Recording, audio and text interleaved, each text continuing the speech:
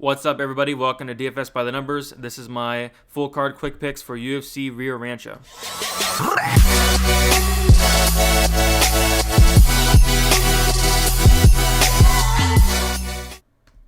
Alright, before we start the video, if you guys can give this video a like, also subscribe if you haven't yet. I really appreciate that. Just recently got to 500 subscribers, so thank you guys for that. Just trying to grow my channel as fast as possible. Trying to get to 1,000 subscribers by this summer would be awesome. So just really appreciate all the support, and you guys helped me get there.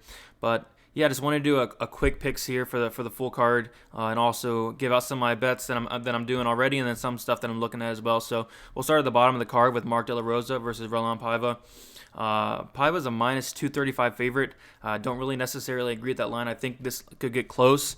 Wouldn't really touch it from a betting perspective, but De La Rosa is going to want to get this on the ground. I think he can maybe take down Paiva one or two times, but Paiva's really good at getting back up, so I think Paiva will be fine. If this does play on the ground, I think Paiva will be fine. I don't think he's going to get submitted or nothing, but I think this fight could get close if De La Rosa takes him down and holds him down for maybe a couple minutes. Maybe De La Rosa sneaks in a round or two. So I think it could get close, but overall, I like Paiva to if he gets taken down, get back up, and definitely outpoint De La Rosa on the feet. I think he's a much better striker. I don't think he's going to knock out De La Rosa or anything, because De La Rosa is pretty tough. So I like Paiva to win here. I like him to win by decision. Next we got Macy Chiasson. It's not Nico Montano. It's Shanna Young. Chiasson is a minus 800 favorite now. Wow. She is a huge favorite against Shanna Young. I wish it was against Nico Montano. It would be a lot closer fight, but this is just a huge mismatch with Shanna Young. Minus 800. I think she's gonna finish this fight in the first round. We've seen Shanna Young finish before, and I think it's gonna happen here again. Chiasson, I faded her last time, and she did lose her last fight. I believe it was Lena Landsberg, something like that. But yeah, I like Chiasson to win here. I like her to win pretty easy. Not much else to say. I think she's going to finish this fight. So if you wanted to bet Chiasson inside the distance, it's probably like minus like 200 or something. Chiasson inside the distance is minus 175, so that's not bad. I do think this fight is going to finish. I think she's going to finish her. So minus 175 isn't bad if you want to do that. I would definitely not put her in any parlays at minus 800. Definitely, winning better at minus 800. But if you want to do that minus 175 inside the distance, it's not bad at all. All right, Casey KENNEY versus Merab Dvalishvili. I like Merab quite a bit here. I see a lot of love for Casey KENNEY. I don't really know why. Maybe because he did really good against Bermudez, which I think Bermudez is just a fraud. And then he beat Ray Borg, which a lot of people thought Ray Borg won. So I don't really understand the love for KENNEY here, but Merab, I think Borg took KENNEY down like 8 times, something like that, 7 or 8 times. Don't see why Merab couldn't do that. Maybe take him down even more. Merab has endless cardio, endless pace, and we saw KENNEY was tired in the 3rd round of his last fight. So I think Merab's going to win a decision here. I think it's pretty clear. Definitely, I think he can win 2 rounds at least, maybe 3 rounds. Definitely that 3rd round, I like him to win for sure. So I like Merab to take him down. As long as he doesn't get caught in a submission or anything, I think he'll win a fairly convincing decision.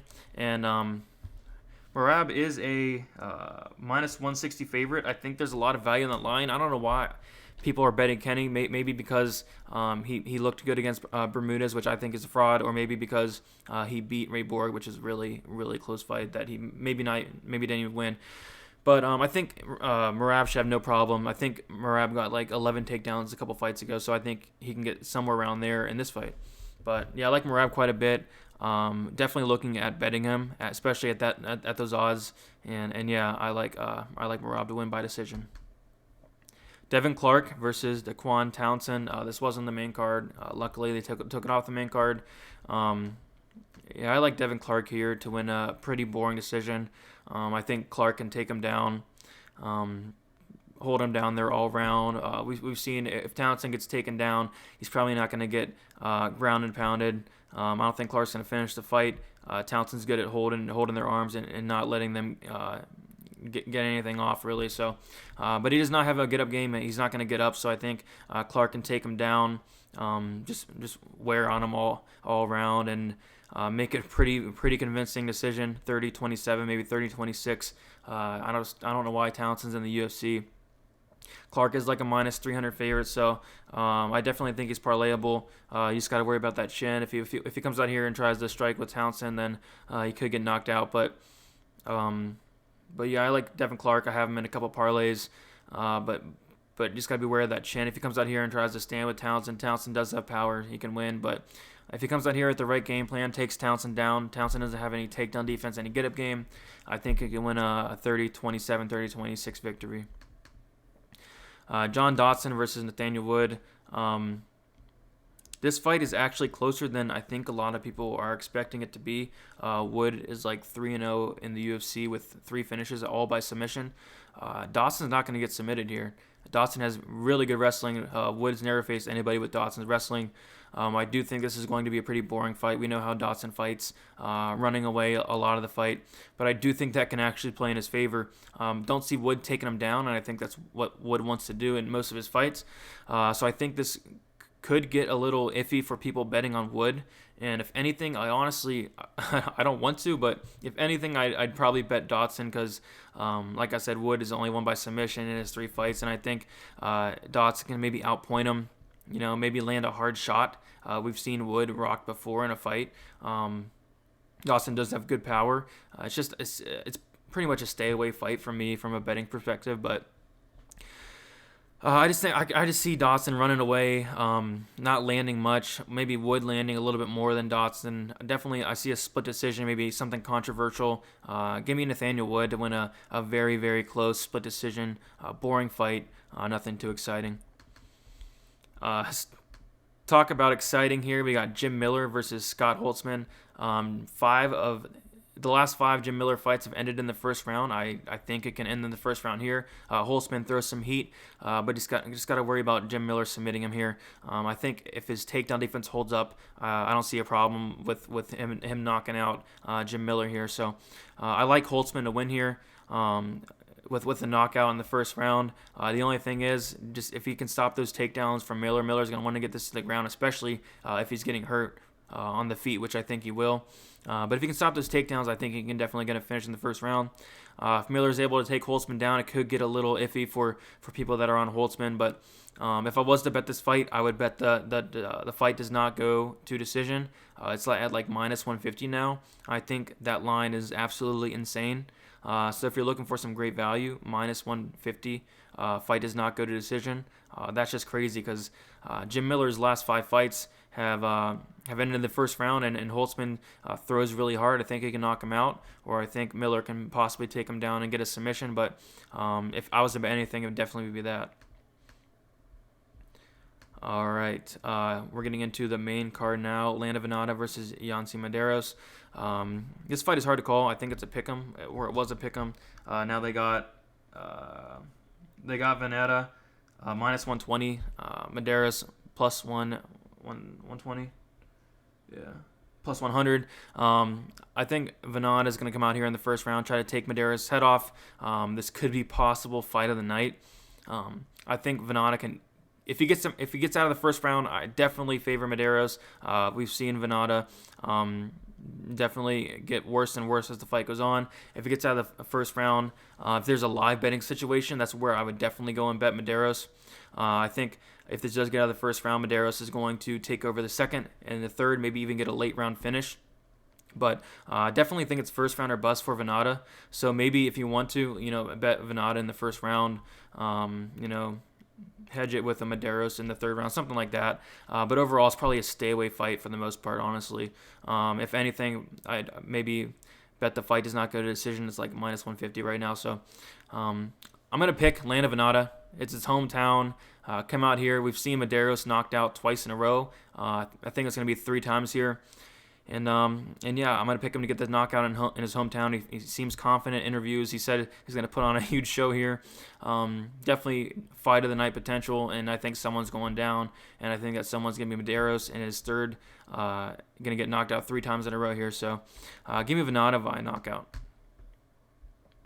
All right, Rogerio Bontorin versus Ray Borg. This fight is very close. Ray Borg's a slight favorite at like minus 130. I've been going back and forth on this fight. Both very good wrestlers. Bontorin, as we know, he's a farmer. He has that farmer strength, crazy farmer strength. I think he can definitely take Ray Borg down. I think Borg has like a 50% takedown defense. But I can also see Borg taking Bontorin down. I think this fight is going to be won and lost in the scrambles. And honestly, I just see Borg being better there.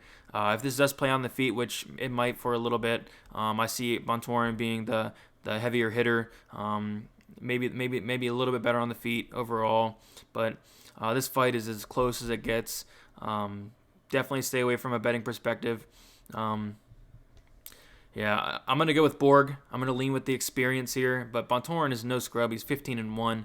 This is a very close fight. Wouldn't be surprised if either guy lost. I would definitely check the weigh-ins because Borg did miss weight at like 135 2 fights ago. He's moving down to 125 for this fight. I'd check the weigh-ins. I'd see how Borg looks. I'd see if he makes weight before I would even touch this fight. Yeah, it's about as close as it gets. But give me Borg.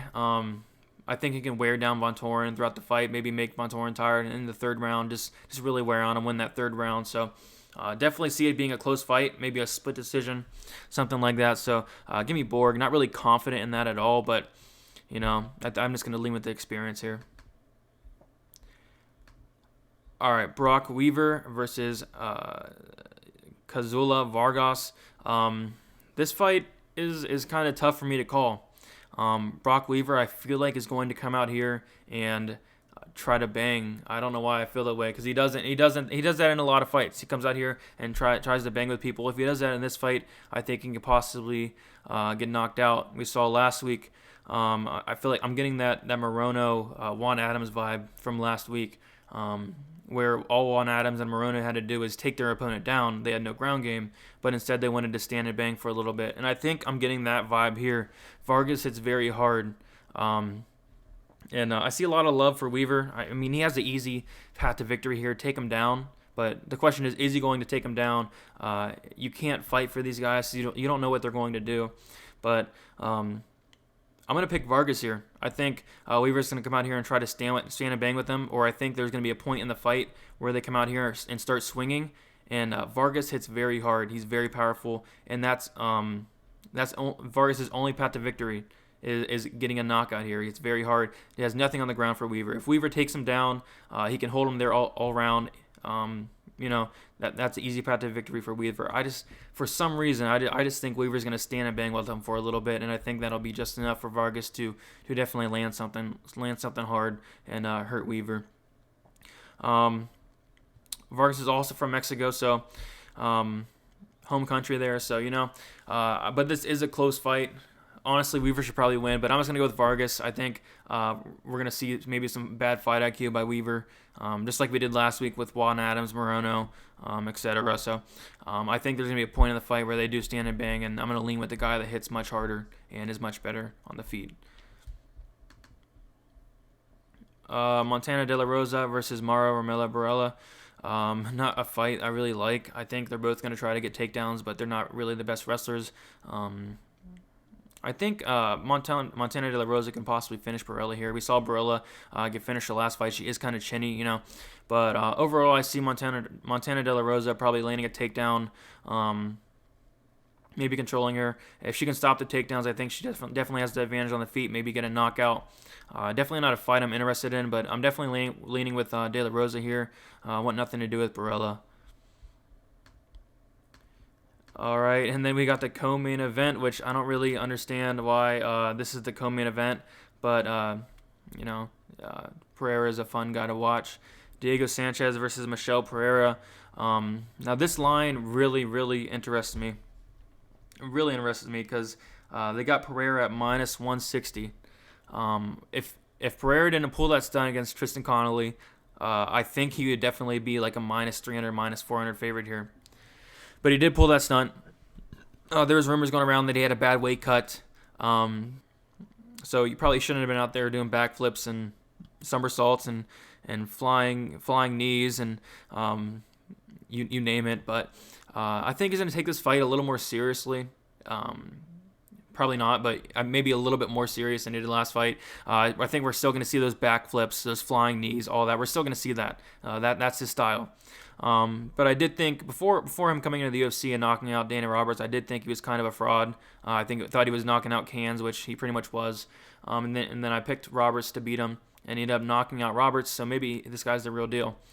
Came out here as a huge favorite and lost to Tristan Connolly. So it's probably first round knockout or bust for Pereira, but hopefully he went out there and he improved his cardio a little bit, had a better weight cut, took the fight camp a little bit more serious. But I just can't pick Diego Sanchez to win a fight. If you guys seen his interviews on YouTube or whatever, this dude is crazy. I hate to say it, but he's crazy. He was talking about going in there and killing Michael Chiesa in the ring, like actually killing him in the ring. He pulled out a box, talking about some box. I don't know, but it was really uncomfortable to watch. I really wish he would have retired after the Chiesa fight. We've seen Sanchez knocked out 2 or 3 times in the UFC. I think it was 3 times. I think Pereira's going to knock him out here in the first round, as sad as it seems. But give me Pereira, first round knockout. If it gets out of the first round, it could get interesting. But I'm definitely going to go with Pereira. I just really can't pick Diego Sanchez. Just on such of a decline. Looked awful his last fight. Like absolute awful in his last fight against Chiesa. But yeah, give me Pereira. All right, Corey Anderson versus Jan Blachowicz. I already broke this fight down, so just going to do a quick breakdown and prediction here. So Corey Anderson, they fought like in 2015, 2016. Both guys got better. Blachowicz improved his takedown defense. Anderson improved his striking. But I still think Blachowicz has not fought anybody with the wrestling as Anderson. So I think Anderson's going to come out here and take him down multiple times. Anderson lands like 5 takedowns per 15 minutes. I think he's going to get around 5 to 10 takedowns in this fight. I think people are just buying into the fact that Jacare couldn't take down Blachowicz and Luke Rockhold couldn't take down Blachowicz. And I think obviously they're not the wrestlers as Anderson, so we're definitely going to see his takedown defense tested. If he doesn't take him down, I still think Anderson's okay on the feet. Like I said, he's improved his striking quite a bit. The faster fighter, the better pace. I think he can wear on Blachowicz, eventually get him down. I don't see him not taking Blachowicz down here, and then maybe finishing him in the 4th or 5th round. Definitely putting Anderson in some parlays. I know I've seen a couple people say it's kind of a stay away fight because Blachowicz has that power, and I don't really understand that because Blachowicz has like 2 knockouts in his last since 2010, like 2 knockouts. So I don't really understand why people think he's such a finisher because he finished Luke Rockhold, and Luke Rockhold has a glass chin. So I don't really think you can count that knockout because Rockhold's chin is just awful.